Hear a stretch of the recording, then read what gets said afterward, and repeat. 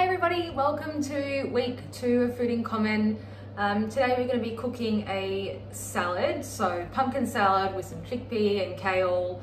But to make it interesting, we're going to add 2 things, one of which is halloumi. Everyone loves it, salty is delicious. And on that note, a native herb as well called saltbush. And again, that will just add a really lovely kick, and we're going to cook it like you would sage, so crisp it up to add some really gorgeous texture to the salad today. So first things first, we're going to prepare our pumpkin and our chickpeas by roasting them. So I'll just quickly show you what we're working with here. Okay. So I've got just over half a kilo of Kent pumpkin. Depending how many people you're cooking for, you might want to just use half a kilo. Alternatively, you can use a full kilo. I've got a red onion, but it was quite large, so I think I'll only use half, if not a quarter.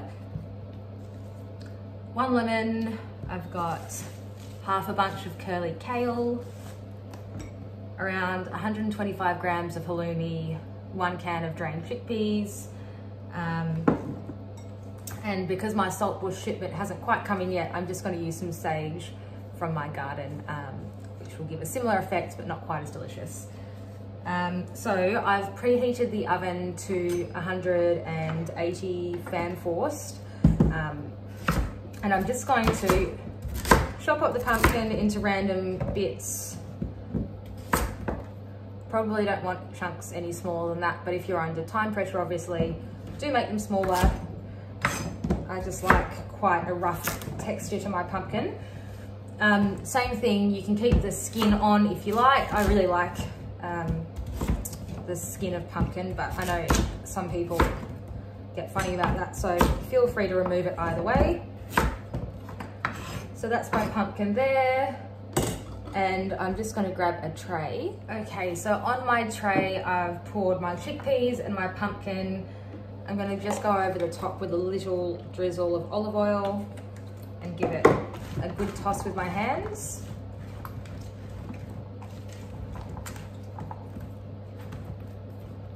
And I do everything on one tray because I prefer to do that and pick off what's cooked afterwards, but you can do them on separate trays if you're a little more finicky than I am. And then the last thing I'm going to do is grab a handful of my sage leaves and just put them around the outside so they're easier to pick out when they crisp up, and just give them a bit of a coat in olive oil as you go, because they do need that to crisp up. Okay, so now you can see the pumpkin, chickpeas and sage all on the tray. You can salt them a little bit, be a little bit careful, because it's obviously way easier to add later on. If you wanted to put any other seasonings on here now, you are very welcome to. So things like paprika, I'm gonna put some dried chili flakes, because I like a little bit of kick. What else could you put? I mean, you could put some dried herbs as well, just to, I guess, amplify that herby flavor, like oregano. The other thing you could put is a tiny little bit of cinnamon, which I often do with pumpkin, even if it's a savory dish, but I know some people don't love cinnamon in savory contexts. So while that's cooking, I'm just going to work on the rest of my salad. So the pumpkin, I guess depending on what size you cut it, will probably need 40 minutes to an hour. And so what I'm going to do to prepare the kale, because we're not going to cook it, we're going to eat it raw, is just tear it off its stalks. And you can, of course, saute it if you prefer it that way. I know some people, for health reasons, don't eat raw kale. So if you have a thyroid issue, I think you should probably check on that.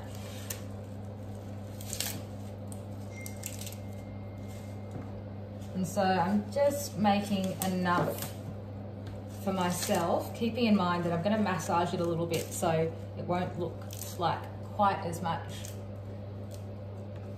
when I'm actually putting it in my bowl, but I think that quantity should probably do just fine. So to give you an idea of size. If I compress it, it's a pretty firm handful. I'm just going to run my knife over it and shred it a little bit.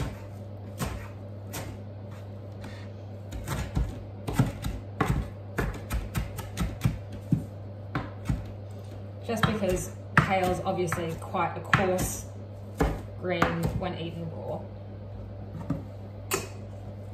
I'm going to pop that straight into a bowl and start making my salad dressing. So for the salad dressing, I've got quite a soft lemon. I'm just going to start with half.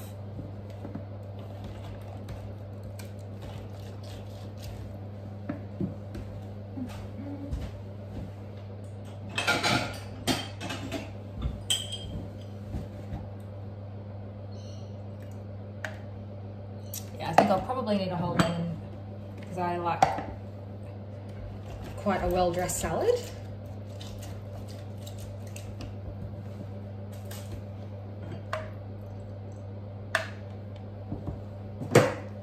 Then I'm going to use maple syrup, but obviously welcome to use honey. I'm going to pop in about a teaspoon's worth. And a pretty good splosh of olive oil. So that was probably, I don't know, 1 tablespoon. And I'm just going to grab a fork.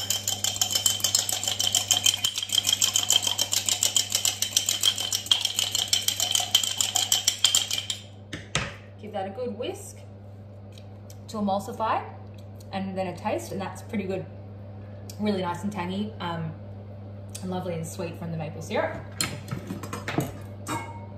And so I'm just going to drizzle a tiny bit over, don't need all of it, and start to massage my kale, which I know is a crazy thing for a person to do, but it really does pay off and helps break down that coarse leaf and make it far more delicious. So that's the final look of our kale there. I'm just going to let that sit and let the acid further break down the kale while the pumpkin's cooking. And to get this job out of the way, I'm just going to use half of my, I should say a quarter of my red onion. And you can cut it into thin quarter moons if you like, or you can do a fine dice as well, depending on what you're feeling. Again, I love texture, so I'm going to do quarter moons. And I'm just going to throw that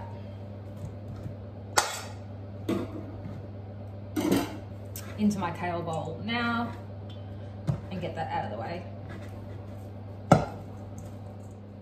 Now the last thing we're going to do, which I'm going to do now a bit ahead of time, is cut up and cook the halloumi. Obviously it's lovely when it's warmed up and has that really chewy effect, so feel free to do that a little bit later on once your pumpkin is cooked. So in order to cut it, I just like it in sort of quite fat strips. So I'm just going to go down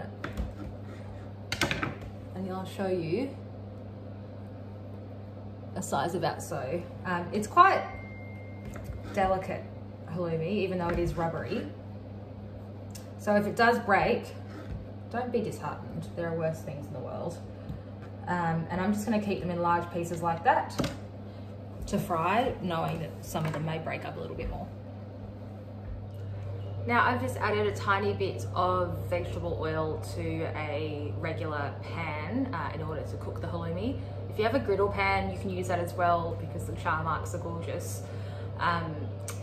Otherwise, if you're doing any barbecuing, for example, serving this salad with some grilled meat or fish, on the barbecue is even better because when it takes up that smoky flavour, it's really gorgeous. So we're just going to heat that pan quite hot and I'll show you what it looks like. So I'm throwing my halloumi in now.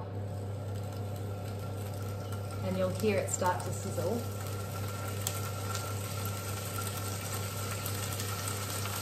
And as you can see, I've got a hard spatula. It does tend to be a little bit tricky to flip the old halloumi. And basically you want it to be golden on each side. Okay, so my halloumi is starting to get lovely and golden. It's probably been about 4 minutes on one side, and I'm just gently turning as I go. It is lovely when the halloumi gets a sort of crispy skin. Alternatively, if you're making salad another time, you can use anything like feta is another good one. And ricotta, like fresh ricotta, can be lovely as well. I'll just salt that a tiny bit. And yeah, that's what we want to see here. So the time it's taken me to cook that halloumi, I've just stuck my head in the oven, and looks like the sage leaves are crisped up, so that's probably, you know, 15-20 minutes or so. So I'm going to pull those out and just show you what they look like.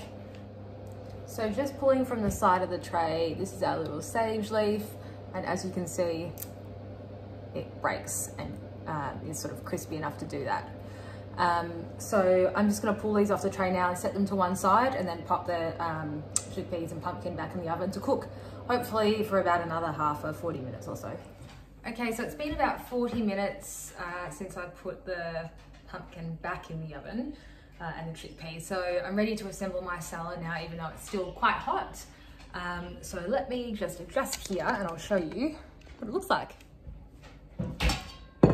So I've got my kale and red onion that we prepared earlier. I'm just going to scoop all of that into my bowl.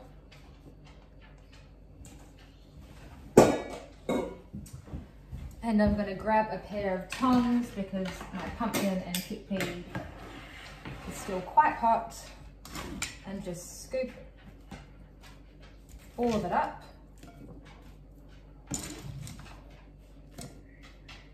And over the top like so.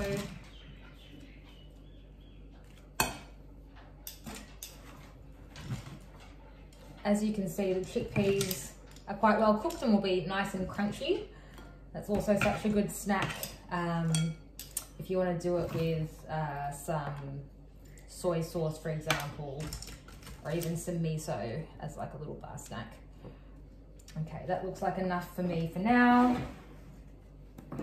I've got my halloumi,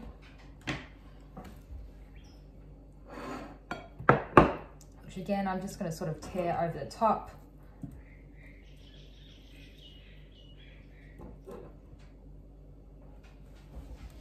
And last but not least, my crispy sage or your crispy saltbush. And I'm just going to make it look like it's wearing a spring racing carnival hat, with lots of little crispy sage leaves over the top. And that is your finished product.